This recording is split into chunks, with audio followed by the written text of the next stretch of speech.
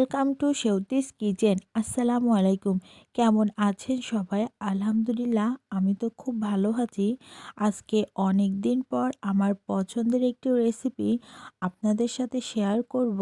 কিন্তু এই রান্নাটা এবছর আমি প্রথমই রান্না করেছিলাম। তো এই দেখুন, এখানে শাক, এই শাকটাই আজকে আমি মাছ দিয়ে রান্না করব, এই তো চিংড়ি মাছ দিয়ে। আর এভাবে চিংড়ি মাছ দিয়ে যদি পালং শাকটা রান্না করা হয়, তাহলে খেতে যে কত দুর্দান্ত হয় সেটা কি বলবো। তা এই তো প্রথমে আমি এখানে পেঁয়াজ এবং কাঁচামরিচটা ভালো করে তেলের উপরে নাড়াচাড়া করে, আর আগে থেকে চিংড়ি মাছটা আমি ভালো করে কুটে ধুয়ে নিয়েছিলাম, তো সেই মাছটাই দিয়ে দিলাম। এবার বেশ খানিকক্ষণ সময় ধরে চিংড়ি মাছটা নাড়াচাড়া করব।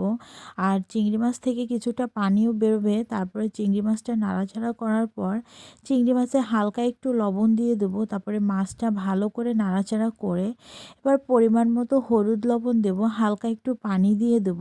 তারপরে দেখুন, আগে থেকে কুটে রাখা শাকগুলো দিয়ে দেব, নাড়াচাড়া করব এবং অল্প একটু পানি দেব। আর সাথে দেখুন, দেখতেই তো পাচ্ছেন, অল্প একটু জিরে বাটা দিয়েছিলাম। তো আমি তো সবসময় বাটা মশলা ব্যবহার করি, তো তার জন্য এই মশলাটা এভাবে দেওয়া। তো দেখুন, খুব অল্প সময়ের ভিতরে রান্নাটা হয়ে গেল। আর এই রান্নাটা যে এত পরিমাণ টেস্টি, তা এটা না খেলে কখনোই বুঝবেন না।